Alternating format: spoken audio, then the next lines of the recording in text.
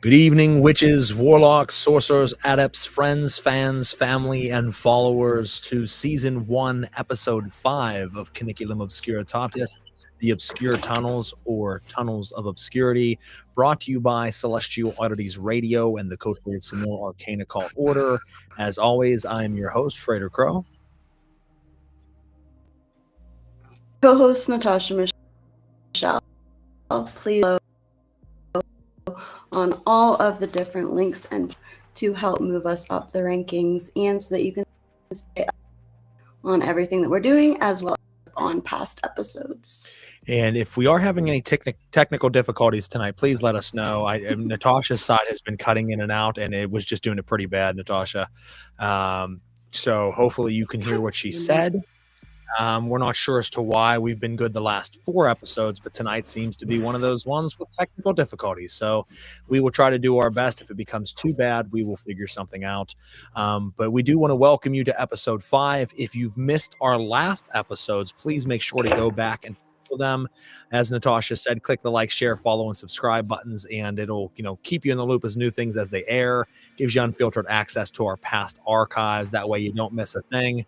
Not only of this show, but all of our other shows as well. We have Celestial Oddities Pair of Normal Guys podcast, also known as Pong.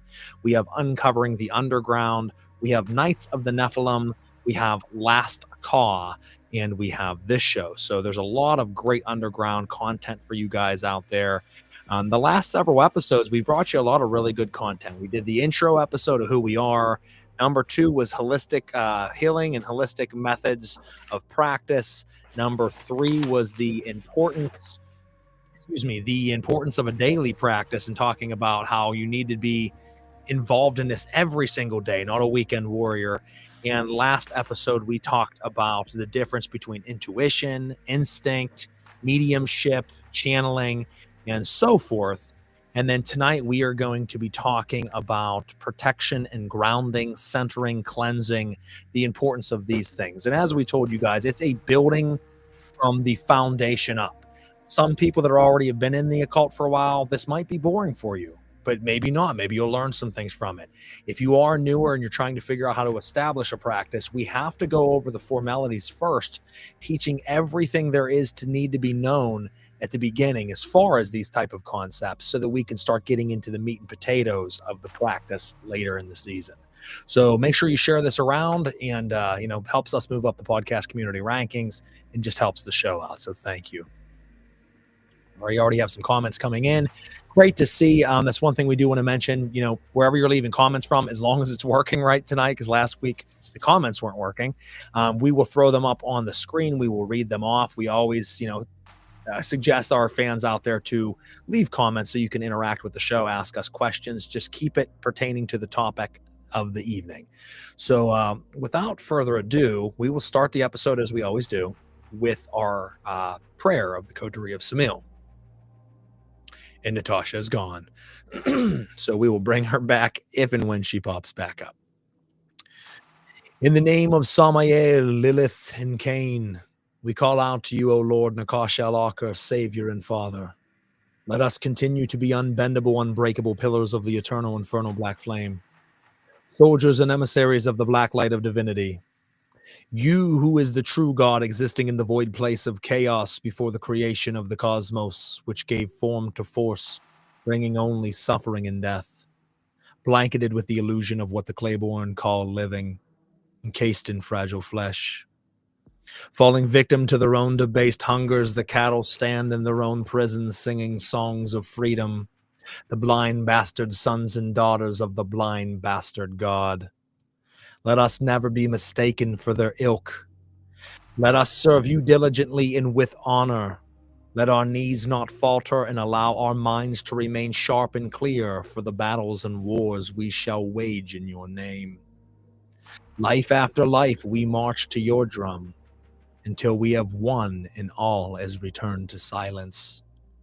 We are the beacons of hope, the lighthouses of knowledge. No matter the darkness, our wisdom will shine, for we are the messengers.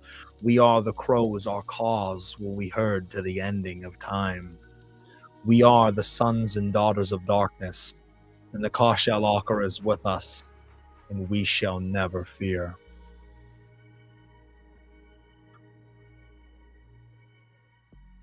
All right. She returned just in time for her part of it. We just read the prayer. I don't know why, technical difficulties tonight, folks, but when you do this, I've been doing radio for about 6 years now. It's a pain in the dick because there's always issues with technical difficulties and things not working right. No matter how good your system is, no matter how much you prepare, the world just never works with you. So welcome back. Hey, thanks. I'm telling you, it kicked me like all the way off this time, so I figured we'd just start over. Absolutely. Anyway, the following is the mission statement for the Coterie of Samil. The mission statement of the cult, meaning collective understanding of lost teachings. Number 1, to honor, praise, and uphold the work of our other god, the Nakash al-Arka. Number 2, to honor, praise, and know the Photic Elohim, working alongside them to gain gnosis and shape the currents of our own lives. Number 3, the intense and continuous study and practice of diabolism, necromancy, and left-hand path mysticism. Number 4, to work completed both in and out of the temple, individually and as a cult, towards a return to Ein and spiritual immortality in nothingness. Number 5, to reside in a physical manifestation that while it may be incarnated in a prison, it is a prison crafted to our standards and our desires. Number 6, to hold the authority and integrity of one's own moral code, remaining a wolf in a world filled with sheep. Number 7, to openly shine and fan our own black flames, giving the opportunity and inspiration for those so inclined to recognize and feed their own. Number 8, to burn as torches in the darkness so that those worthy may be guided by them, finding their inner strength and embodying what it means to rise to their own power. And number 9, not to obtain or draw in followers, but to encourage mysticism, free thought, dedication, breaking of chains, and questioning everything, including us. So you heard it, folks. Those are our tenets. You heard the prayer of the Coterie of Samil. If they resonate with you, we are very pleased. If not, that is okay. And we do want to thank the people tuning in right now, leaving comments. We have MDKH. He said, good evening. We have Dark Rhino said, good evening. Trevor was letting you know, Natasha, that you couldn't be seen on screen, but you are now. So he said, disregard. Folks, thank you for all your support. It means a lot to us. Like I said, we have so much to continue to cover over time and teach. So stick around. Now, we've talked about a lot of different foundational items, and tonight we want to talk about grounding and centering. And I want to kind of set this off, and I'll let Natasha jump in for, some information on it. But I would like you to think of this differently. While science doesn't seem to recognize ceremonial magic and ritual magic as a science, a lot of ritual practitioners and ceremonial magicians recognize magic as a science. So it's funny how it works one way and not the other. It is a science in the sense that once you find what works and works potently and properly, if you follow that formula, it will continue to work for you. Doesn't mean that over time things won't need to be changed, but usually once you find your formula, it is no different than chemistry. You work that formula and it will work for you. I want us to look at it this way for tonight's topic, chemistry, science. And the reason being is, once again, we've talked, at length at how people want to jump from starter, neophyte, day 1 to conjuring demons, day 2, because they, for some reason, think that that's like the cool thing to do and that's what they really want to do, and not realizing that, like anything in life, you work your way up, you get proficient, you build, you gain over time. Well, that's important because one of the parts of that conversation is not only jumping from day 1 to day 2 and wanting to summon demons or angels and spirits, but it's needing to understand cleansing and banishing of energies. I want you to look at it, and I've talked about this in other shows in the past, as chemistry, because you might even be proficient at mixing the right elements together to create your end product. But if you then the next time around don't clean your beakers, and you pick up that beaker that still has residue of your last experiment in it, and then you start dumping chemicals in, even though it was an empty beaker, it still has remnants of other chemical compounds and constructs in that beaker. And now whatever you're trying to create in the end will not be the exact end because you have other things now mingling and a part of that procedure. What I mean by this is banishing is essential in ritual magic, because if you are not banishing away the energies and elements that are in your temple prior to starting a fresh working, then whatever working you are doing now has pieces and fragments of whatever happened to be lingering in your temple or whatever is remaining from your last rituals or experiments. And let's face it, folks, these are experiments. We work with these spirits in different ways and experiment until we find what works in different ways. I've worked with spirits that have been proficient, but then I tried a completely different way of calling them just to see if it would work better or not as good. It's okay to experiment. You understand the risks, but you also understand that there could be rewards by doing so. Banishing is essential because in essence, what you are doing is you are banishing away all of those energies to give yourself an absolute clean slate, a clean beaker for you to start this new experiment. You banish away the energies and then you open the channels you want. You might banish away all 5 elements. And then you might specifically choose to open up the element of fire to be more of a fire compound in your ritual because you are calling on an element of Mars or a spirit of Mars, which Mars is fire, it's war, it's rage, it's wrath. So if you're calling on a fire spirit, you might want to open up and have more fire in the temple as far as elemental, not just candles. You might want to banish water away more than you would because that could be adverse to the spirit you're calling. So there are reasons of opening and closing and banishing and invoking different elements or different potencies. Most people skip this. They never banish. They think for some reason not banishing makes them edgy. It makes them cool when it just makes you a fucking moron. And it puts you and your friends, your family, whoever's coming over to your house in danger because now you're calling something in and now it's taking on, as we talked about before, the vestments of your understanding. You're calling in a very real current. You're dressing that current up with your understanding, your knowledge, and your background. But now on top of that, there's residue of something else changing what that thing was going to be. So that is a short breakdown of the reason for banishing, and we can get into different methods of doing so. I want Natasha to jump in here and talk a little bit about some different sides of that as well. But make no mistake, guys, it does not make you cool. It does not make you strong. It does not make you experienced. It does not make you edgy to skip the essentials in ritual. If you're skipping it, you are not a professional. You're not a magus. You are just some asshole that's thinking they're doing cool things. And it's not about being cool. It's about doing it right. In science, you don't take shortcuts in chemistry just because you think it's cool, because that's how you blow your fucking hand off. You follow the right script so that you do it safely and you get the right end result. Absolutely. No, I hope you have to tell me if I start cutting out because I was having a hard time with that. It kept going in. You're clear now. In and out on me. So if I'm good, I'm now. All right. Well, let's go while I can, I guess. I think that everybody just really doesn't pay attention to that spiritual hygiene. And if there's anything that's been like drilled into my head over the past couple of years, it has really been that. Everybody talks about the importance of protection and cleansing. You'll hear all the time, like, oh, it's the most important magic you can learn. And then nobody learns it, which seems weird to me.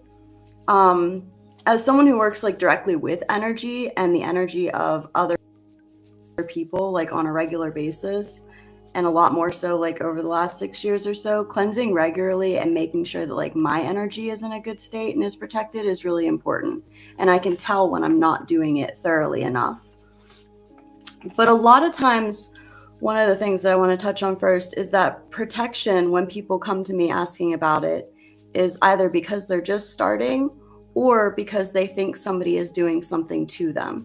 Everybody thinks that they're being cursed or hexed or psychically attacked and stuff. And sometimes you are, that is obviously a ring. But also many times, a lot of times, you are the problem. And I don't mean like you're doing something wrong, but like your mind is playing tricks on you, so to speak, on a massive level. And if it plays tricks on you hard enough, it can actually create that as your reality. I hope that that makes sense. That being said, there are assholes out there that will try you, especially in the occult scene. And perhaps more importantly, once you like flip that switch, that flip the switch rule, once you are working in these currents and with these entities and with these different like levels, you have the light on, and that light is going to attract good things to you, good spirits, but it's also going to attract not so good spirits. So that is one of like the main reasons why it's so important to be able to have that regular practice. But one of the things that you need to remember is that protection, the core issue of a need for protection, is that it's a violation of a boundary. Your boundary is being violated, which means that you have to have boundaries in place in the first place to know that a boundary is being violated. So that's really important. There's a lot of different reasons why you might need to be careful with your cleansing practice or to have a protective form of practice. And I can see in the comments coming up, like some people are already talking. It looks like you're talking about astral, MDKH, so astral attacks. But there's physical harm. So if somebody physically going after you, there's harm energy. It's like having bad energy in a place, like if there was a trauma in that place, if there was sadness lingering, grief that's lingering, that can get attached to energy and then influence it in ways. There's harmful judgments. So like thought is energy. So people can send things at you even just by thinking and even without meaning to, depending on the amount of power and will behind those thoughts, like how nasty they are, how intensive they are. There's also harmful projections, so like a spell that can be conscious or unconsciously done. There's like energy vampires. There's tons of unwanted spirits that you might deal with, like parasites or thought forms or actual malicious entities. There are the curses and the hexes. There's psychic attack. So yeah, he said yes, or they said yes. So yeah, psychic attacks. So when they're attacking you astrally, attacking you psychologically in your mind. There's mesmerization. So when people are going to suppress your will in order to control you. There's actual attachment or possession, of course. And then something that I want to be very, very clear about, because I kind of touched on it earlier this week. There are unenlightened gurus, so to speak, supposed leaders who draw and drain their followers of energy intentionally or unintentionally in order to feed their own ego. And yourself, your own lack of awareness, low self-esteem, distorted boundaries, unresolved emotions. The world is your mirror, so you can be the curse. So, like Crow was talking about with the cleansing, if you're not regularly checking your energy, if you're not regularly holding up those boundaries, any one of these things is going to be able to hit you, right? Or hit you more easily. What are some things that you can do? So before we start talking about working, let's talk about things that you can do on a daily basis, right? So the comments that are dealing with that, here's some things that you can be doing regularly. You can have meditative practice. You're going to want to be working your mind so that your mind is not as vulnerable. Mindfulness, grounding activities, lesser banishing rituals, working with an entity directly, shielding, so actually cloaking, shielding yourself energetically, using symbols, using what I like to call golden showers to cleanse yourself. That is not what it sounds like. It is just a shower. And you can imagine that as golden droplets, and or just do it right in your temple without the actual shower and visualize that. You can wear the protective crystals. You can do all kinds of things with salt to make boundaries and to cleanse yourself. use head coverings, not magic, put braids in your hair, wear something that you've charmed. There's auric sprays, there's oils, all kinds of stuff. But prevention is holistic. So the things that we've talked about, like in previous episodes, and like having your physical, mental, emotional, and spiritual health at the highest level possible, that's your first step for preventing these things. So I know that about being, under attack, and I'm not sure where that comment is, but I'm not sure how you deciphered that or decided upon that. That might be fine, right? That somebody has sent something at you, or that you are being drained. So a sense that you are being watched by something that feels negative, especially when you're trying to have quiet reflection alone or doing some sort of spiritual work. A sense of heaviness or pressure, like something sitting on your chest or on your shoulders. Voices of a malevolent nature, often in your mind, but even sometimes out loud. Your brain telling you to do bad things to yourself or to other people. Unusual psychic manifestation of fear, so like obsessive thoughts that can include visions. Vivid recurring nightmares, sharp stabbing pain in the body, or sharp headaches that like come out of nowhere. This can occur when you think about the possible antagonist, or their name is said.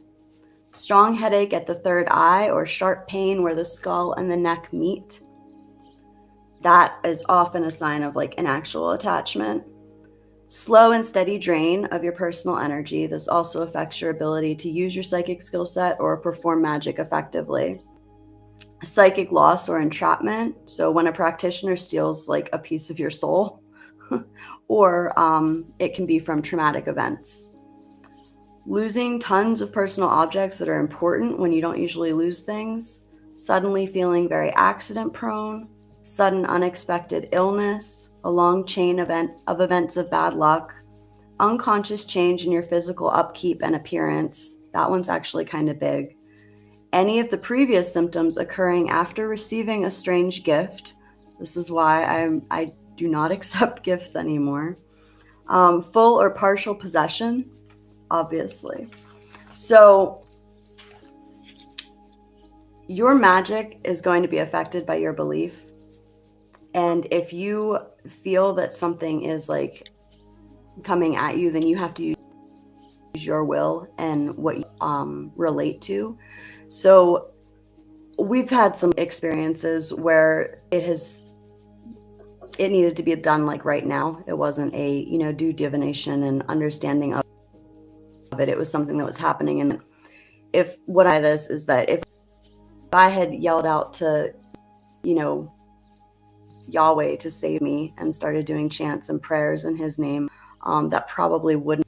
But if I go to Hecate as a guardian, as a protector, as a spirit that I work with on a regular basis, that's going to have a very different effect. And we can talk more about that when it comes to like doing banishings in the house specifically. Well, I want to jump in on something. Let me see. So she mentioned something, and no, go ahead, because I was looking at something. Perfect. When Natasha mentioned earlier about invading thoughts, what happens a lot of times, folks, is spirits that are afflicting you will make it seem so that it's not them, but it's you. So you start to have all these thoughts where you're arguing with yourself more than ever. Obviously, we all argue with ourselves from time to time. We all have thoughts sometimes that seem kind of left field, and a lot of times they're probably just us. But in the case of curse work, they can very well be an invading spirit, fucking with your mind. But they do so in a way that you don't realize it's that. It doesn't seem foreign. It truly seems like it's your own voice arguing with you inside your head. So now you start to get into all these situations where everything you want to do, I want to do this. And then the other voice is like, you don't want to do that. And then you're like thinking to yourself, well, why don't I want to do that? I do want to do that. No, you don't. So that seems so simple. But then the next time you think something like, oh, I love going there with my friends. And then other voices like, you don't even fucking like these people and you don't want to go there. And then you're like, I don't like these people, but they're my friend. And then you start to get into true arguments with yourself. And it seems like it's all just you. And then you start to say, I'm going crazy. Like, I've been arguing with myself lately and I don't know what I like anymore. And meanwhile, it's not you. It is a spirit inside of your mind fucking with you that someone sent to you either as a curse or you brought it upon yourself by not banishing or cleansing and doing the wrong procedures, pissing off the wrong thing. Mm-hmm. And that's how you can start to notice you have to take a step back from yourself. So often we get so lost in this that we don't actually take a step back from it and watch it. That's where it gets back to that mindfulness exercise that I talked about. And when you start to step aside from yourself and watch it, you're like, I've been spending the last 2 weeks arguing with myself about everything. Something's not right here. That isn't me. And then you start to do divination and other things to find out. And you're like, holy shit, for the last 2 weeks, I've been afflicted by something and I thought it was me. And that's the whole purpose, folks, is someone sent something to cause you to go insane. And if it goes unchecked, those 2 weeks will turn into 2 months, will turn into 2 years. And over time, it eats away at the constitution of your mind. And you eventually slip into psychosis and go insane. And just like you didn't know it was you to begin with, by the time you go insane, you certainly don't know because you're insane at that point. And most insane people don't realize they're insane. So just something that's food for thought. Exactly. You start to really notice a lot of like negative thoughts or a lot of thoughts that are arguing with your own thoughts and you feel like it's just you, it could be, but there's also a very good chance that it is something external from you affecting you internally. That's all.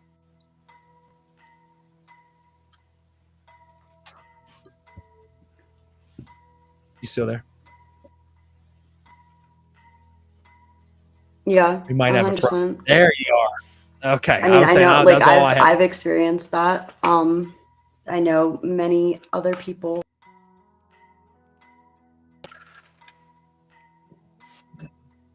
Now it just said something about my microphone. Can you still hear me?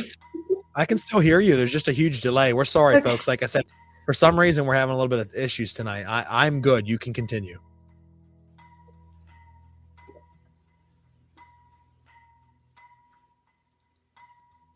I don't think that they want us to tell you guys ways to protect yourself. This is now a conspiracy theory for me. Hey, Nocturne, how you doing? So, and hey, Lilith, how you doing? Hi, Nocturne. You were talking about banishing, right? And there's like a million different ways in which to banish. One of the ones that I had made note of is like when you're doing like a banishing in a house, right? You're cleansing your house. And I remember that when I was doing the lecture on this last year, we were talking about the verbalization, the prayers, the telling to get out. And there's a really big point that needs to be made. If you are saying these words, right? This goes back to your will. If you're saying the words and you don't have the will behind it or you don't have the belief behind it, those words are going to be completely ineffectual. It doesn't matter what spirit you're calling or what spirit you're trying to bring into that banishment, because if you don't have like the power behind it, the things in your space are not going to pay attention to you. And if you have enough power behind it, you might not even need to be bringing in any spiritual names. So like, you know, people make jokes about like running around the house and like banging pots and pans and saying, just get the fuck out. But like that actually can be very effective depending on the energy that you're working with, as long as you really mean it and you look like you're going to, you know, mess them up if they don't decide to leave. So when you're doing the banishment, I was going to do this very loudly in here, but I feel like I shouldn't be because of the energy. But this is an example, okay? So in the name of Hecate, my mother of witches, with the aid of my guides and guardians, I ask and command all harmful, unwanted spirits to depart this place in peace. Return to your source. As I speak it, so it is. Depart.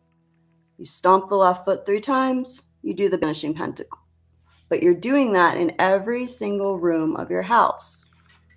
People ask all the time, how can I cleanse my house? Do I just take some sage and like walk around with the sage and blow it everywhere? That's not going to be the most effective way. I personally like to use rosemary, cedar, and frankincense resin. But you need to do a couple things. You need to make sure that your door is open. A door is open so that the energies can leave. If you have them barricaded in there, it's not going to work. And this is the kind of thing that you want to do before you even start doing things like wards. Because if you do a ward and you've got all kinds of shit in your house, guess what? You just locked it all in there with you. So you would go from the top of your house to the bottom of your house, from the back of your house to the front of your house. And in every room, you would say something along the lines of what I said, but with what you're working with. And smoke cleanse in every room. Do the protective symbols on the doors. Put the salt in the doorway or on the windows. And then that is a very, very simple cleansing method. But before you do love cedar, yeah. I agree, Nocturne, it's great. Before you do any of that, you should also probably make sure that you cleaned your house up a bit. Actually do regular cleaning. Make sure that you don't have piles of clutter everywhere. Because guess what? If you have piles of clutter everywhere, if your house is still like kind of dirty despite the cleansing that you're doing, that cleansing is not going to have as much of an effect. It's almost like if you think of the spirits as like little dust bunnies, it gives them like corners to hide in. And some of them actually do appear as little dust bunnies, oddly enough. So I hope that kind of makes sense. My suggestion is to take a black candle with you when you're doing this. And that black candle, black's absorptive, right? So it's going to take in the negative energy. While you're going around through those rooms, take the black candle with you and have the intention and the visualization of anything negative in that space being absorbed into the black candle. When that black candle completely burns out, get rid of it, throw it out, whatever remains. And then now you've trapped it in there, essentially. You were starting. Yeah, now I lost my train of thought there. As far as clearing. Yes. Your shit just tweaked out for a second. We heard pretty much everything you said. One thing I would like to touch on is Natasha made a very good point there, is once again, it goes back to episode, I think, 2, where we talked about the 4 worlds. We talked about the physical, the intellectual, the emotional, and the spiritual. And this theme will repeat itself over and over again, that they all interact with one another fluidly. That you can't clean the spiritual world and your emotional plane and your intellectual plane while standing in a hoarder house that has boxes to the ceiling and shit everywhere that you're tripping over. It doesn't work like that, because having all that is going to cause a dysfunction in your intellect or into your mind, into your emotions, which then bleed through to your spiritual. You must be balanced and have equilibrium amongst the 4 planes. And we explain the 4 planes in a very simplistic term by saying physical, emotional, intellectual, and spiritual. We could get into a more Kabbalistic standpoint and go into like the nephesh and the animal soul and all that. We're not going to do that for this broadcast, but we need to understand that this goes deeper levels. And if you're living in clutter, if you're living in a filthy place, it will bleed over into those other planes and affect you. So first and foremost, clean not only your ritual sacred space, your temple, but keep a clean home, because I'm sure you guys have let the house get cluttered before, get dirty, and you don't notice it. But when you go and actually clean it all out, you just feel better afterwards. You sit down and you have such a change in your surroundings and in your feelings of like, wow, I feel so much better now that everything's clean. Well, think about that. That's because it's hitting on multiple levels. So you keep a clean physical space. You make sure that you're keeping those thoughts in check, that intellect in check, You're keeping your emotions balanced, and you're keeping your spiritual plane cleansed for the rituals that you're doing. And it will work back and forth simultaneously amongst them and make everything just run a little bit more fluid. Now, people don't seem to understand when you get into banishing rituals, there are different banishing rituals for different things. And the importance of them can't be under stress or overstressed, I guess you could say. I've talked about at length the lesser banishing ritual of the pentagram and the hexagram from the Golden Dawn. And the reason why I bring this up is because, as I've talked about in the past, the Golden Dawn organization would make you spend at least a year or more simply just doing the banishing ritual morning, afternoon, and night every day for over a year. And a couple of reasons they did that. For the people that didn't have the grit to make it through that year, it would cause them to quit because they're like, fuck this sucks, and I don't want to keep doing this. I want better stuff. Well, you know what? You don't have discipline. Get the fuck out of here. You shouldn't be here. For the people that stuck around, it served a much greater purpose in showing discipline, showing consistency, and starting to understand the depths of this practice. Lesser banishing ritual of the pentagram is banishing the pentagram, the 5 elements: fire, air, water, earth, spirit. The lesser banishing ritual of the hexagram is banishing the planetary influences, and then going off of the old planetary, the sun, the moon, Mercury, Venus, Jupiter, Mars, Saturn. And you're banishing these energies out of your temple. So now you're not having too much of a planetary element. You're not having too much of an elemental energy. You're pushing them away. So these interact with us every day of our life, not just in ritual, folks. Your life has maybe too much Mars energy. And if that's the case, then you're having a little too much anger and wrath in you. If you do a ritual to banish away the planetary element of Mars, you'll notice you're more tempered and you're not as angry. There's different ways of doing that to invoke more Jupiterian energy. You have more of a rolling energy. You have more authority. You also have more abundance and more fortune coming to you, and you're having more luck in the money area. There are reasons to banish and invoke, but that's why we do that, is to clean that slate, as I mentioned earlier, because it will boil over. But we have to understand that it's not something to be taken for granted. It's something to work excessively. And that's why for a year, you would simply just do these rituals so that you would understand the construct. There's a reason that you go to the 4 cardinal directions, because 4 creates a box. It creates a square. If you notice in ceremonial and ritual magic, you use geometric shapes. You use a square. You use a circle. You use a triangle. Why is that? Because we are starting to, on a physical plane and understanding, go internally to geometric patterns which make up the matrix in which we are in. You stand within a circle for protection in your sphere of sensation.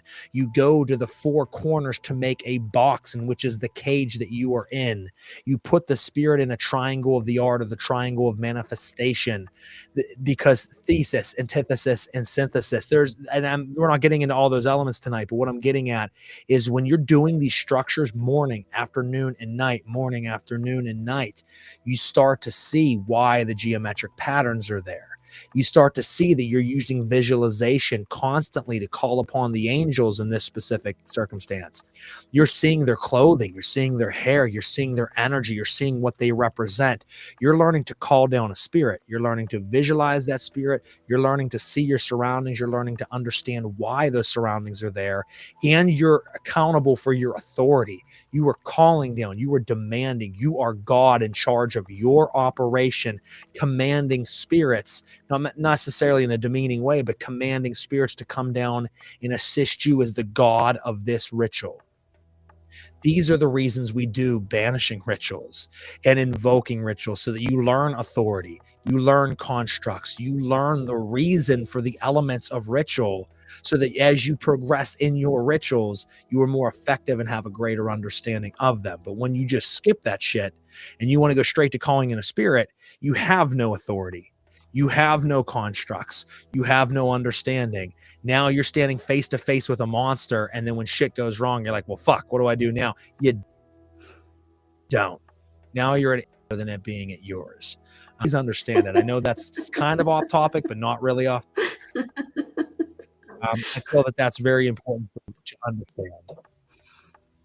It is really important to understand. I think you said it very well. And I also, as somebody that went in with less than pristine constructs, standing face to face with monsters, that's why I stress for you guys to do as I say, not as I do. Yeah, do you want to pull up some of the comments before we go any farther? Yeah, I pulled up this one. I mean, you're going to have to know what affects your family, what affects your pets. So, I mean, if you're smudging, there's different ways of doing this, Nocturne. I mean, you can use a what the hell do they call them? A diffuser, so that it's not as smoke related. Some people have really hard time allergy wise or asthma wise to smudging with actual smoke or incense. So David Rankin, very world-class author and practitioner I had on Knights of the Nephilim, and he threw that out there at one point in time where in his encyclopedia of Grimoire Magic talks about using a smudge or a diffuser machine where it can give off the same scents and elements that you need for the ritual, but it's not smoke, it's mist. That is a much healthier alternative to doing it, and it won't affect people who have asthma near as much, and it won't affect people who have allergies near as much, unless you're allergic to that specific scent. So that's one way you could do that. You might need to keep your pets in another room while you smudge the rest of the house, but eventually you're going to need to smudge that room as well. That can get tricky.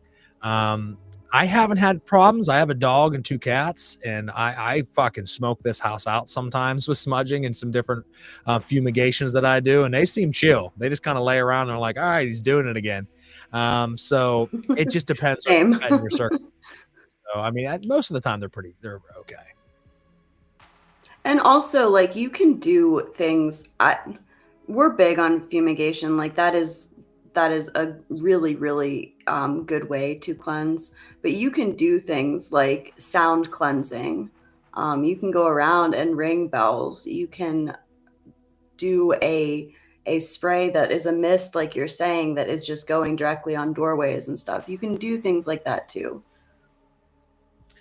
And she just mentioned sound. That is an important one because sound does clear an energy away.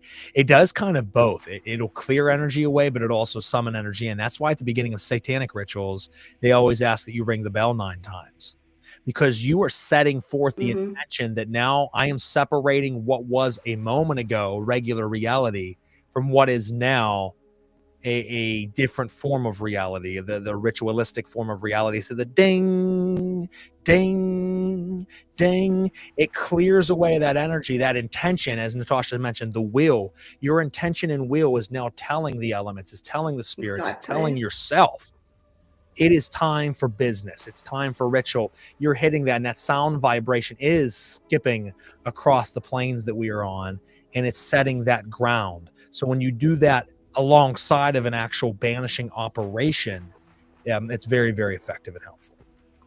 Exactly. Fully agree. So I know that MDKH, you were talking about like having that attack astrally. We're going to talk about the wards, right? So if you do like the banishing and the cleansing, then once that's done and you're clear, you want to have wards up. Wards are important. Wards are going to be a castle wall. They're gonna protect you, right? Some of the castle walls, barricade, that's the word, thank you. Some of the walls are gonna have snipers on them ready to attack your enemies. Some of the walls are going to have trapdoors so let's talk about like some different ways to do that, and then I will give you a super simple elemental based ward that you can go out and do as soon as you're finished with the decluttering and the cleansing. All right, so you've got passive wards, right?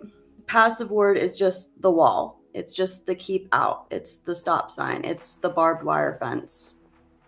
It's not electric, just barbed wire, right? Passive.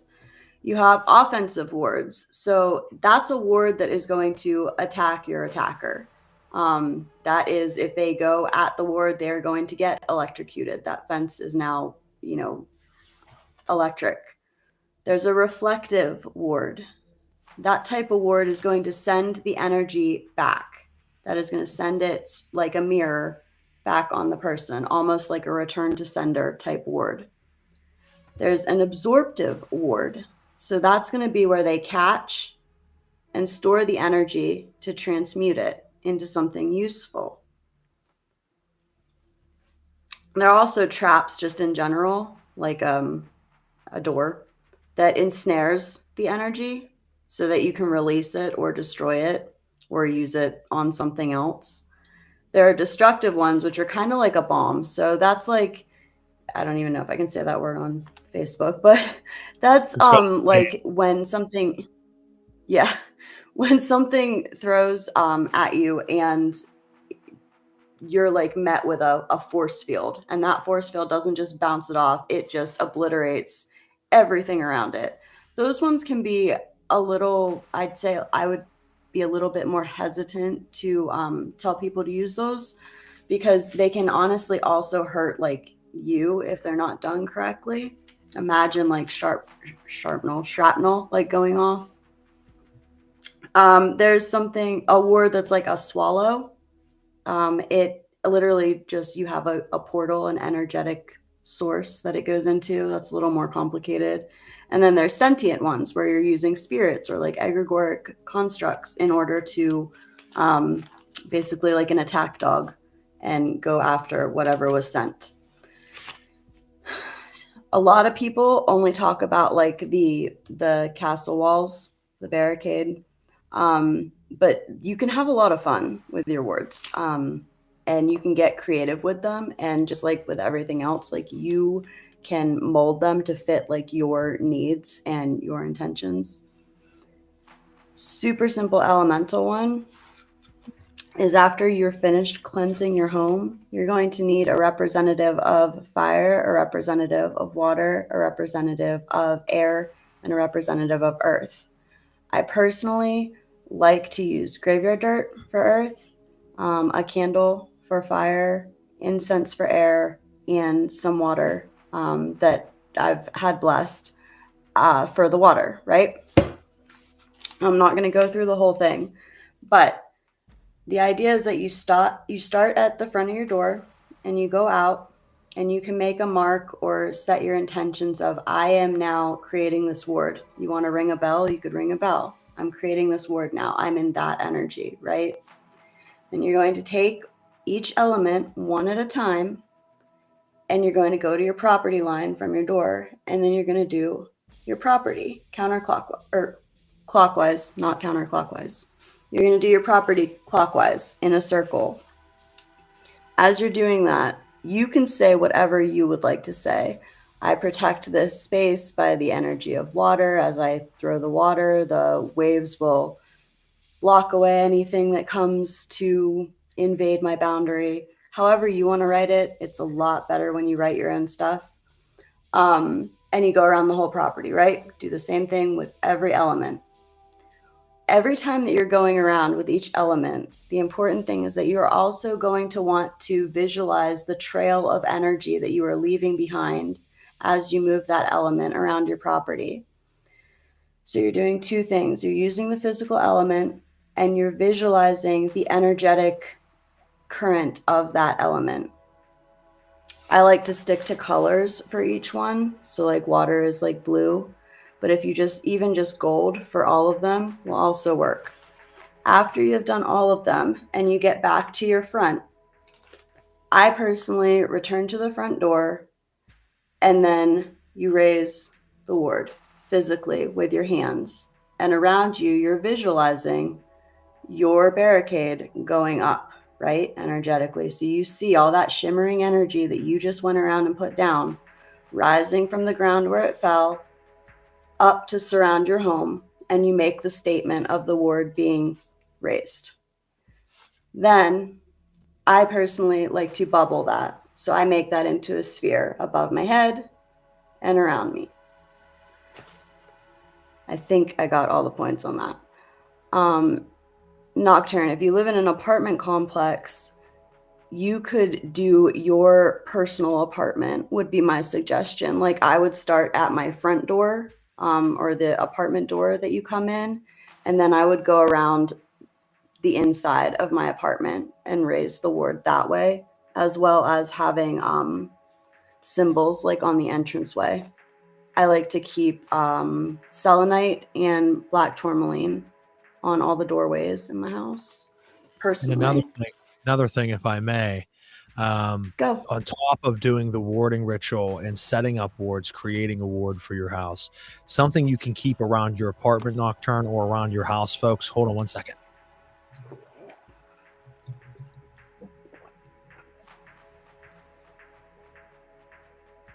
Iron railroad spikes, guys.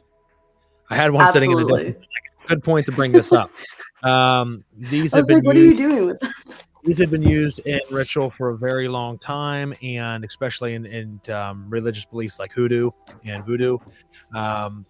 But you can use them as iron is something that keeps baneful spirits away. That is why cemeteries in old times were often surrounded by iron gates and iron bars. It was to keep the spirits in there so that they couldn't leave. So even if you went in and visited no one to attach to you, as you walked out, you're crossing the threshold of an iron gate that it couldn't go by, as ancient beliefs, and they would stay within the cemetery gates. So that is something you can place a few of those. They're easy to get. Go to any old railroad and walk it for a little while. You'll find them laying there. They shake loose after a while, or you can just find someone local who has a shit ton of them. I mean, there's millions of them out there. Just get a few of those. Set an intention. It doesn't hurt to even follow Natasha's formula in a different manner, where you take the iron railroad spikes and you bless water and you sit them in the water for a while. Then you take them out and you 100. have wave them over the candle flame and let them touch the flame of the candle, which was a candle that you blessed and set for the intention of protection. Then you move on to the incense smoke, which is air that you set for the intention of protection, and you waft it through the air. Then roll it around in the graveyard dirt or whatever type of dirt that you set the intention of protection. And then you call to your spirits, whether it be Hecate, whether it be anybody else, for protection. Now you've taken this earthbound element of iron, which is already a protectant. You've gone through all 5 of the elements, the 4 natural elements and spirit, called upon its assistance for a whole batch of them, 5, 6 of them at a time. And then you place them at your door, front, your back door, your couple windows. Now nothing's coming into that house through those wards right there. You've also already done her ritual. So now we banished, you forced anything there out. You went out and set a ritual to protect the circumference and put up the walls. Now you put items as a backend behind that they can't cross over.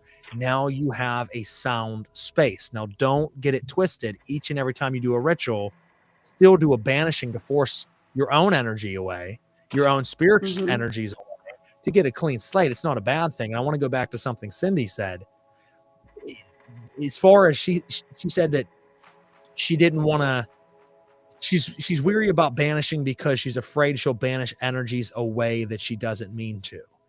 I wouldn't so much worry about that, because if they are spirits you have altars for, if they are spirits you work pretty religiously with, and they are spiritual guides, they're not going to leave, because they're not an invasive species or an invasive spirit. They know that you work with them and they work with you. You're forcing away any negative, and you can state that in your intent. I am banishing away any negative energies, entities, currents, or spirits. When I do my banishing, I say that each and every room. With this smoke of the fumigation that I have set forth my intention, I am banishing any negative energies, entities, currents, or spirits that would wish harm upon myself, my family, my pets, my friends, my home, my practice. You are not welcome here. I ask you to leave at this time of your own accord, or you will be forced to.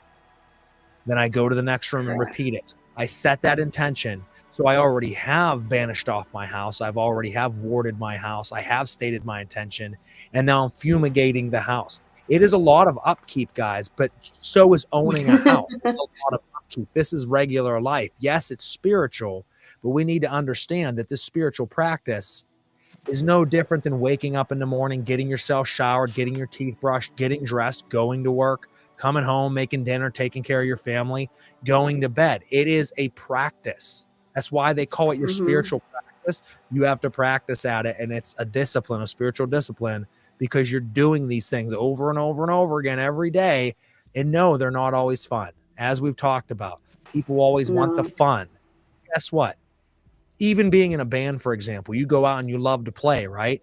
Well, all those practices are work. All that songwriting is work. All the booking of the shows, the buying the merch, the selling the merch, the balancing your budget is work. The loading on stage and setting up your equipment is work. It is 95% work and 5% fun. But we do it for the 5% fun. The occult and spirituality is no different. Do it for our own growth and for those interactions with spirit, but that's 5% of the 100% of what you're involved in. The other 95 is your discipline, your daily work, you're busting your ass, your constant study to get that 5% of holy shit. That's why we do it, guys. You have to follow these measures to do it properly.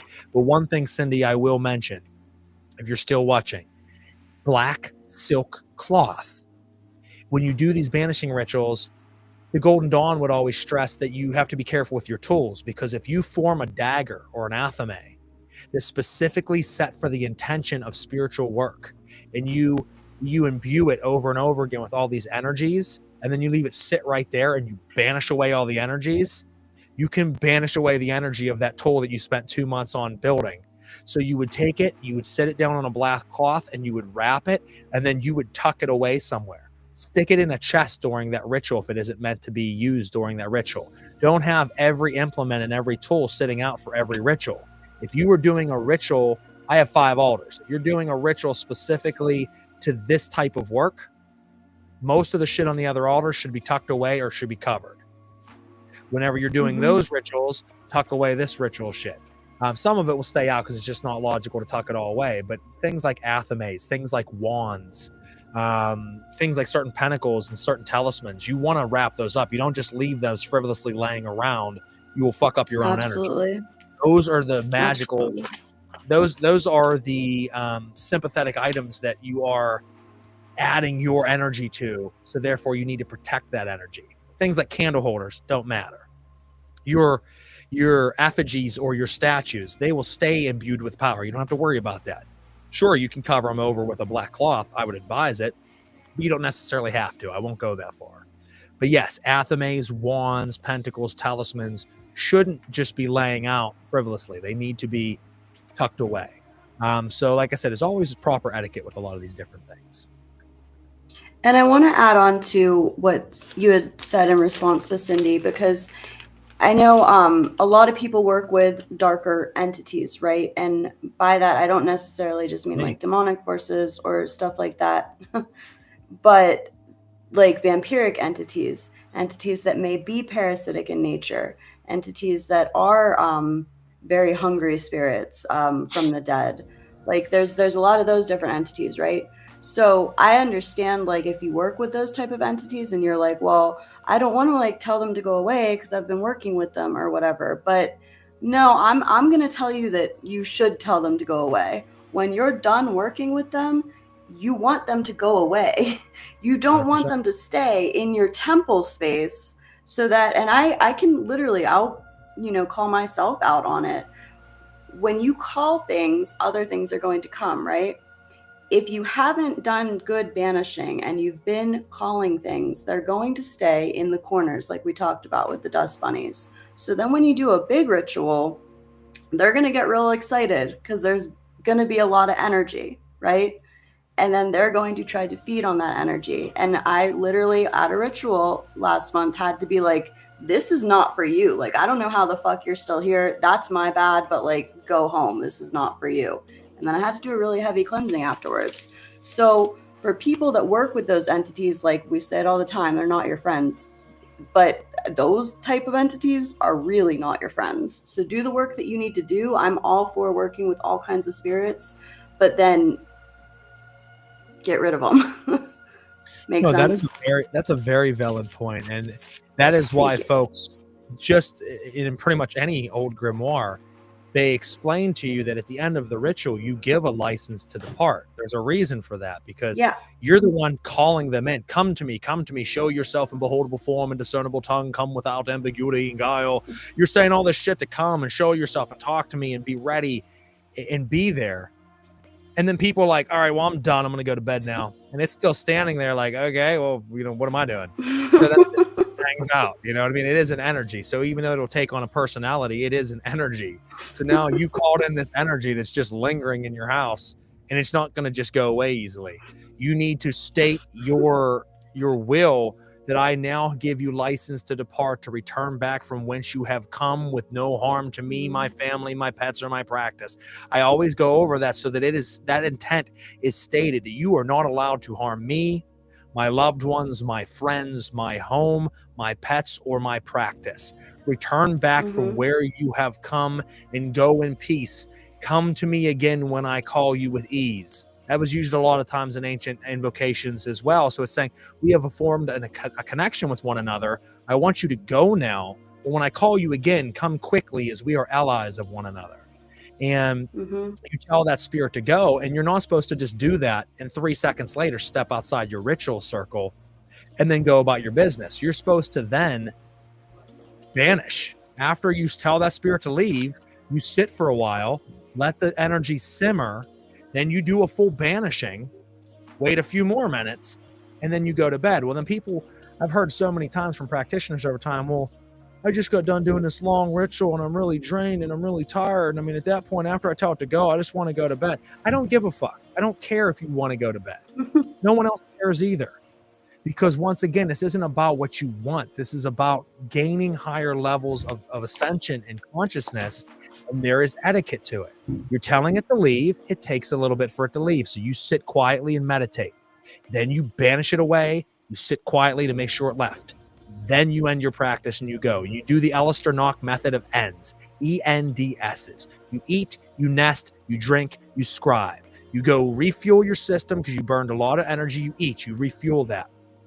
You nest, you get comfortable and sit for a while, and don't just go to bed. You shouldn't go straight to bed after ritual. You need to take a little bit of time to come back down to this realm of earth, because you're all floating around in the astral right now. You drink to rehydrate your body because you will dehydrate the shit out of yourself and have your ritual. Scribe is marking yourself down in your personal grimoire to what happened. What did I do right? What did I do wrong? What did I experience? What happened was strange tonight that I don't quite understand, but 6 months from now, I'll completely understand. All of this needs written down. So it's very important to do those things, because if you don't, you're going to miss out on a lot. But you can't just tell it to leave and expect it to be gone that very second. And as Natasha said, if you don't, you're doing a ritual to another spirit. You're sitting out an offering, and this thing's jumping on it like a fucking hungry lion, trying to suck all the nourishment from these offerings, trying to make itself stronger. You're talking to Hecate, and you hear fucking something behind you whispering. You know it's not her, and you realize this fucking lion never left, and he's back there just chomping the shit out of everything. He shouldn't be there, because now not only is he stealing the offering of this other spirit, he's now making himself stronger when you're not working with them. And that is a problem, folks. If you are fueling these spirits and making them stronger and making them more powerful behind your back when you're not even aware that they're there and you're not calling on them, they can then easily turn on you. There needs to be this check and balance. This checks and balances is where you come when I call, you leave when I tell you to leave. We work together as allies. And I constantly use the phrase in my ritual, let us form a bridge of connection and an alliance with one another. Let's connect, convene, converse, and commune as allies. As I grow, you grow. As you grow, I grow. When I call upon you, you come. And when you call upon me, I come. We are allies. I stress that to the spirits I work with.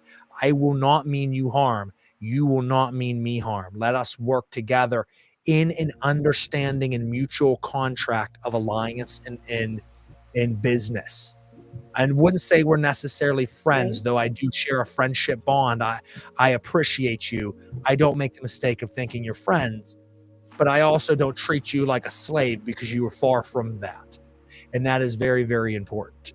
But you must banish. Now, there are times you won't. Natasha and I are working a very long, when I say long, I'm talking years, rituals, and I'm not banishing those spirits away. In fact, I have every one of their doorways open in my temple right now, and I haven't closed their door. So not only am I invoking their Klifa and opening that Klifa, that shell, that kingdom up, and calling upon its spirits and their denizens and their daemons, I am then leaving them open. The sigils are not covered. They are not closed. I would not advise this to anyone out there unless you are very experienced in your practitioner work, because that means at all times I am having dozens of spirits' energies in this temple around me in my everyday life. And it is very tumultuous. Yeah, it gets crowded. It has its own highlights and purposes and can do things for you, but you will only gain those gifts through absolute fucking chaos and torture. So that has to be understood. They teach you through the rod and staff, not through hugs and kisses. Yeah, it's really great, guys. We're having a fantastic time. It's been a blast. Milo said, great information as always. You both are on point. Thank you, brother. We appreciate you. The 5% is worth the 95. Absolutely is, Nocturne. Brittany says, for sure, can collect them all. I'm not sure which one that was regarding to, but I'm guessing that's some Pokemon things that we talk about a lot, where you just work with all the spirits. Can't collect them all. That's what she was saying. Yeah, you can't. MDKH said, I've never heard anyone explain this the way both of you have. I'm eternally grateful. Well, the key to that, MDKH, is that we actually do the work. And a lot of these people don't. And it's not to be cocky. I don't and give a shit. Thank you. We do that too. There you go. Gotta get you on that TikTok vibe. Yeah, it'll never happen. But honestly, though, brother, I mean, it is just simply the fact that we do live this life very devoutly, very sternly. This isn't a weekend thing. This isn't an hour a day thing. This is several hours a day, every day of the week, every month of the year, every year of our life. And not only from our personal practice, but to our cult, to our lectures, to our classes, to our rituals publicly and privately, to our radio shows, to our paranormal team, to everything in between. Our lives completely consist and are revolved around spirituality. We don't fit spirituality into our lives. We fit our lives into our spirituality. And that is the biggest difference I can ever say, is people will say, how do you fit your spirituality into your life? Well, that's what most people do. They fit somehow some spirituality into their life. No. We fit our lives into our spirituality. And with that mindset and that way of living, it's a very different type of product. And we both are parts of that product. Yeah. And that honestly isn't to be cocky, but it's to say that is the choice. That is the choice that you make. So and that goes back to that discipline. We just made that choice. Right. Proper etiquette and discipline, doing the shit that people don't want to do because it's not fun. I'm all about not fun. I'm all about fucking pain and torture. I absolutely love it. I know. People hate the 95%. I love the 95%. That's what makes warriors, that 95, not the 5. How about taking a shower after ritual? Well, yeah, I mean, I would suggest that too, to be honest with you, but that's not part of the formula. Ends is just eat, nest, drink, and scribe. After that, you absolutely can take a shower and then go to bed. You're probably going to sleep better if you're nice and clean. Honestly, for me, I have oils on me. I have blood on me. I have fucking ash on me. I have smoke all over me. Yeah, you're pretty gross after ritual. So if you can take a shower, I would probably advise it. You'll just feel better in the end. You'll sleep better, like I said. But those other things are essential. If you're finishing ritual, you don't eat, drink, scribe, you don't sit down for a couple minutes, and you literally walk from your ritual circle straight up, climb in bed, and go to sleep, you're going to have some fucked up dreams. It's going to hurt you in the long run, and you're going to end up forgetting half the shit that happened last night because you're in a hypnagogic trance state. And if you don't scribe it down, 2-3 days later, you go to write it down. You're like, I need to write down what happened the other night. Oh, fuck, I don't remember what happened the other night. There's a reason, because you were in a different state of consciousness. And if you don't write it down right away, it vanishes like a dream. Yeah, it's really, really hard. MDK Brittany, absolutely not. piss shit. Yeah, not so much. Although Natasha is talking about doing golden showers and shit before rituals, so I don't know. To each their M- own, okay? yeah, whatever. MDKH says, hey, because of the show, I just started taking cold showers in the morning to build myself up in the morning. And it's a wonderful practice. That shower will fucking crank you out. Then I would suggest you get up, you take the freezing shower, you go into doing a shit ton of yoga and stretching, then you lift, then you do ritual, then you meditate, then you do prayers, then you start your fucking day. And I know a lot of people out there listening are like, that's psychotic. You just said like 9 things before I even start. Absolutely. Get the fuck up, shower, stretch, yoga, lift, ritual, meditate, prayers, start your day. Because I guarantee you, if you get into a practice of that every day, your day will go better. You'll feel better. More good things will start happening to you. More job opportunities, more relationship opportunities, more financial opportunities. And overall, you'll just feel better. Your day will be better. You'll sleep way the fuck better at night because you're tired as shit by the time you go to bed, and you'll just have better quality sleep. And you get into this practice within a couple months, your personal energy, your personal power will be at a level that you've never felt before in your life.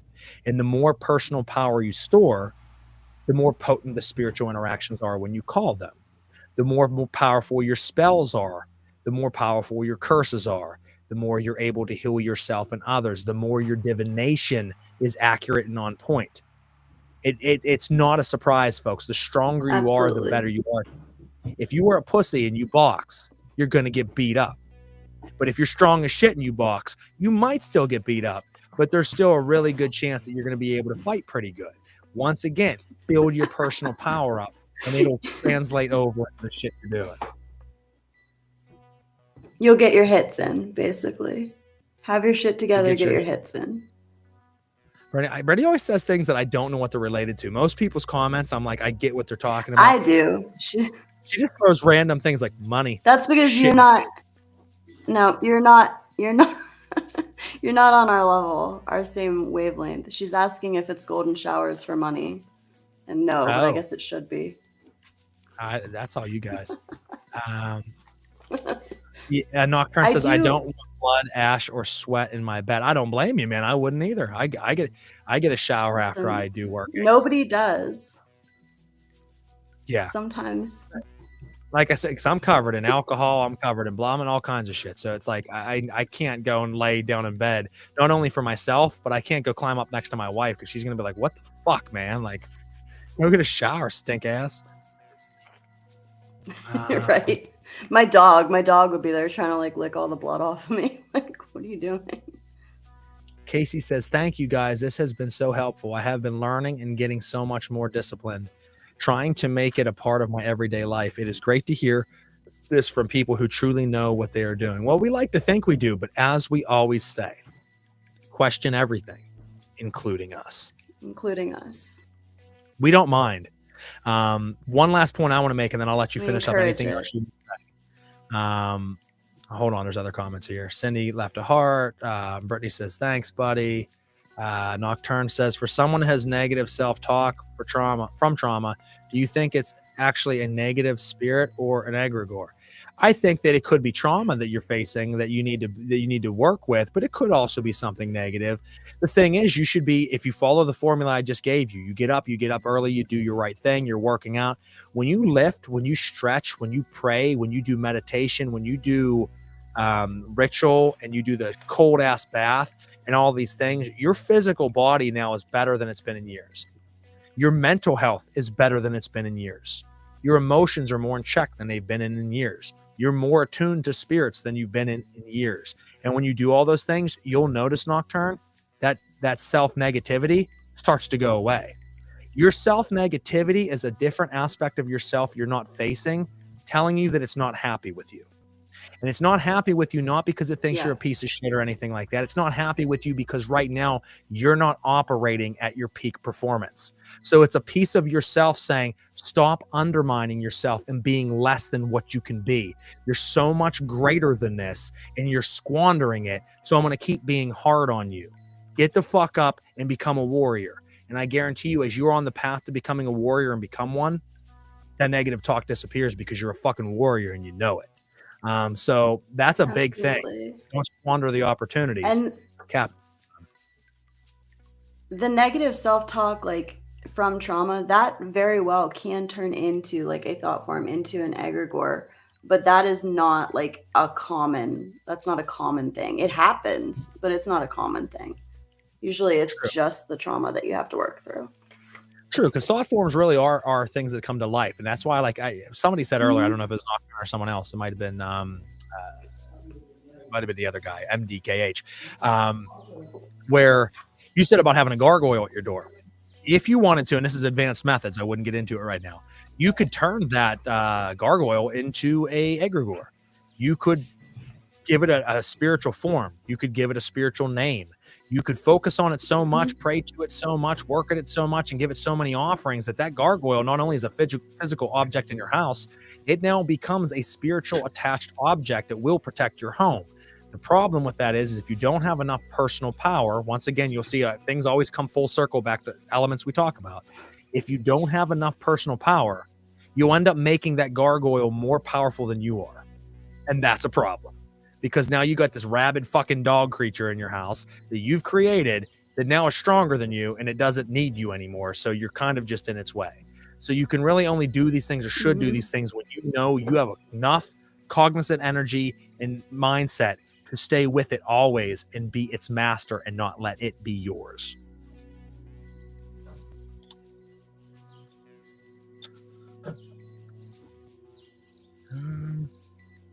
Oh, you guys are welcome for the information. Casey said she asked you a lot of questions. That's okay. That's what we're here for. Or state when you don't understand. It's okay not to understand. There's shit all the time I don't understand, but that's how we learn. We don't learn from being embarrassed that we don't know something. Therefore, we don't ask questions. You're the person that doesn't want to be the one that raises their hands and seems embarrassed in front of the rest of the group. Guess what? You're the one not growing. The one that's not afraid to just throw their hand up and say, fuck it, I don't care if everybody else in the room laughs at me. I'm going to better myself. Are you there doing your spiritual work for them? Or are you doing it for you? Fuck them. I don't care if they're your best friend. I don't care if they're your mom. Fuck her. Do that for you and do what's right for you. You ask the question. You better yourself, and no one else's opinion matters. Better yourself. Ask the question. I actually find it weird whenever I give lectures and things, and I'm like, does anyone have any questions? And there's someone that doesn't raise their hand. I'm almost like, oh, so you think you know it all? Because I still don't know it all. I'm the one teaching it. So ask questions, guys. There's nothing to be embarrassed about. You're never going to know it all. I've been doing this for 23 years now, and I don't know anything. Not a thing. I like when people ask questions. Not a fucking thing. When people ask questions, it shows that they want it. If you don't ask questions, you don't want it. You don't want it. I ask a lot of questions. Still. One last thing I will throw out, and then if there's anything else any of you guys have questions on or want to talk about, we will. If not, we'll end it for the night. Natasha mentioned earlier false gurus and false prophets. I think this needs to be understood because most of the time, what do you find in the occult? You find a lot of people that are questioning life. You find a lot of people trying to find a higher purpose in life. You find a lot of people that are lost. There's nothing wrong with it because we were all there too. I think anybody who's ever got into esoteric understanding and occultism has been lost in life, and that's what led them to want to search for more. Searching. So that is okay. Yeah. The problem is when you're searching, there is a fine line between searching and curious to desperate. And when you get into that disparity, that desperateness, you're willing to let fucking charlatans become your gods. There are people out there that are so embarrassing to watch that, like, it makes me want to throw up when I see them doing their videos, doing their practices, and they have thousands upon thousands. Now, I must give a caveat to that. I'm not jealous that they have thousands and thousands of followers. I don't give a shit about that. What I am sick of, scary. Thousands and thousands of people are so naive and so desperate. that they will follow someone who is so clearly fake. And when I say they're fake, I'm watching what they're saying. I'm watching what they're doing. Yes, everyone has their own practice and ways of doing it. So it's not because they're doing it differently than I would. No, there are clear indicators that what certain folks are doing is absolutely fraudulent. They are charlatans. And they're making and they'll take your money for it. They'll tell you that they're doing it right for you. They're not actually doing it. Or they'll light a couple candles and they'll be like, come spirit, there you are. Do this. It is done. All right, Mr. Customer, you are now taken care of. That'll be $300. And people are like, here you go. Thank you so much. And like, these videos are fucking embarrassing, guys. Yes. Have more self-respect. Have more self-respect. Please. Learn to do it on your own. Please. Just learn to do this shit on your own over time and earn it, first off. If you're not going to and you have to pay for ritual services, go to someone that's reputable, someone that's proven themselves, not only proven themselves to the people that they've worked for, but to other big names. When you have very big cats in the occult that are very reputable, saying, oh yeah, so-and-so is very reputable, there's a good chance they are. But whenever their claim to fame is only their own claim, that's a problem. When you're a self-made guru and you're the only person calling you a magus, when you're the only person calling you a master, you're not a master, bro. You're the only one saying that. So you got to be careful, guys. There is a lot of people out there that'll take your money. There are a lot of people out there that'll do horrible things or do rituals or give you advice on doing rituals that is harmful to you because they don't give a shit about you. They only want your money. And it is rampant right now, just like authors in the occult writing on books about shit they know nothing about. I see so many books out now from people who don't actually practice that put on this portrayal that they're practitioners. And it's really weird to me, just like every other scene. I've been involved in paranormal since before all these paranormal shows. Now it's the hip thing to be in the paranormal. And most of these people don't know their dick from a hole in the ground, but they'll talk about being a professional paranormalist. You have to vet these fucking people. That is why our motto is question everything. Please. Yeah, 100%. I say all the time, I could be making so much more money if I just created a whole complete bullshit character persona and did all the videos the right way and hit every target of group of people that, you know, need that person to follow, like Stacy said, sheep mentality. And I don't want that energy. Blech. I don't want that money, you know? Yeah, it's not worth it. Not for us to be involved in doing anything like that. It's against our integrity, and we will never sacrifice our integrity for anything. Yeah. And we don't want to take advantage of people. I would rather just tell you, no, sorry, I'm not interested in helping you, than tell you I am and not actually be interested in helping you. And trust me, I get people ask me all the time, like, hey, would you do a working for me? I'm like, nah, bro, I don't do ritual for hire. I will give you advice and teach you and empower you to go out and do it on your own. I have no desire to want to do magical working for any of you. And that's not to be rude. It's just the truth. I work for myself. I work for me and mine and my cult. That's it. Outside of my cult, my family, and my small circle, I will only advise you. I will never ritually help you. And that's, like I said, I think that's just a part of my integrity that it's just against my code of ethics. So you have to form that code. And here's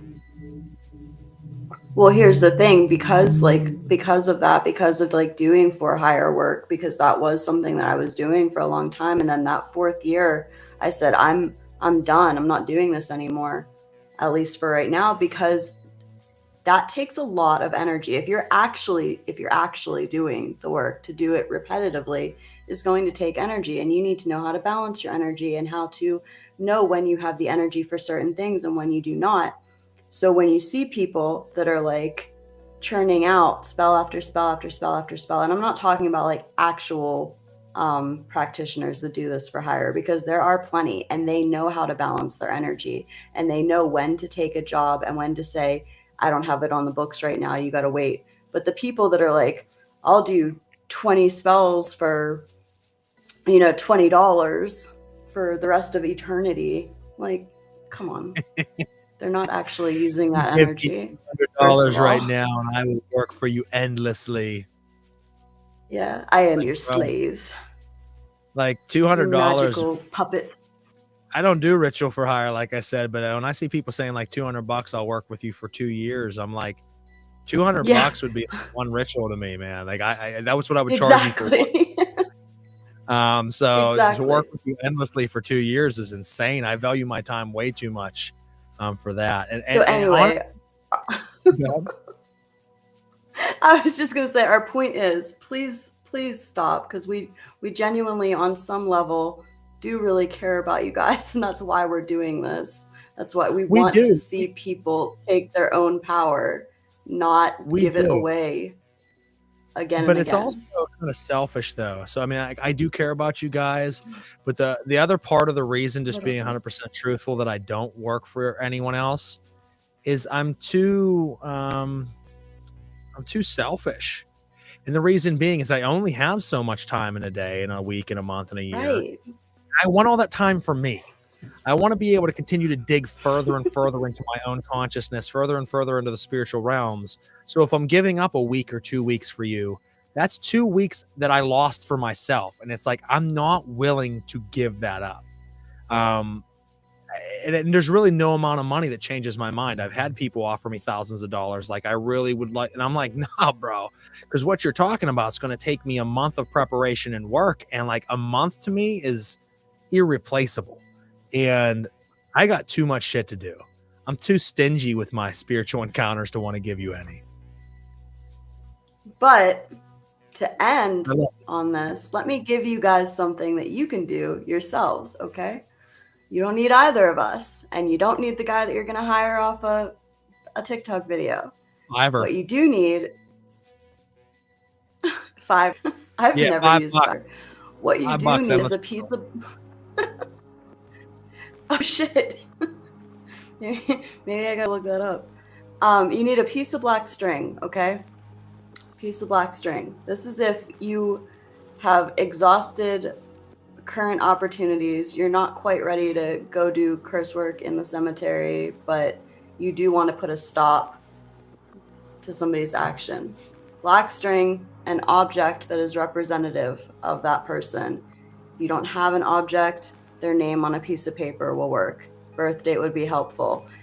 If you have a tag lock to them of some sort, bodily, like hair or skin or spit or blood or nails, anything like that, you can put some of that on the paper or wrap it in the paper. But if you have these things and you have that black string, you are going to wrap the black string around that item, and the whole time that you're doing that, you have now amped yourself up with your incense or your music or whatever psychological thing you need to work on your psyche to put yourself in that mindset. And as you're wrapping that string, you're binding them. You're taking their power. You're locking it up. They are not attached to your energy. They cannot enter your energetic field. They are bound. And then you knot it 3 times. Take that premise and form it however you want with your own stuff. But that is a super, super end of protection podcast that you can take with you. I think you should, guys. Not magic is very powerful and very simplistic, but it's very effective. So certainly, follow that advice. I want to apologize real quick as we end this to several of our listeners. Tonight, we're getting through a ton of comments, but apparently there's a ton of comments not coming through. And I can't for the life of me figure out why some comments are and some comments aren't. If some are coming through Facebook, why are others? I don't know. So right now, Ureli said, "Hi, Frater and Natasha. Awesome episode. I've learned a lot. I need to step up my house cleaning practice. Thank you both." Thank you. We appreciate your constant support of us. Thank you. Kelvin said, "Good evening. Arigato, everyone. Same to you, brother." Vicky says, "Hey, guys." Hey, Vicky. Hi, Vicky. Your mom tuned in and she said, "Your power is precious." And it is. And Addie said, another great episode. I'm really enjoying the series and my morning shilajit, whichever way you want to pronounce it to make it sound fancy. See you in a couple weeks. And she also said, definitely experiencing less and less negative self-talk the more I do. Even if it's not everything I wanted to complete, just attempting really makes a difference. Big hills are climbed with small steps, and that is 100% true, Addie. And to Nocturne or MBKH, I can't remember who said it, right there is a prime example of someone who's followed our methods and they are having less negative self-talk. They're experiencing a massive amount of growth in their life. And Addie, it's not about hitting every benchmarker on your list right away.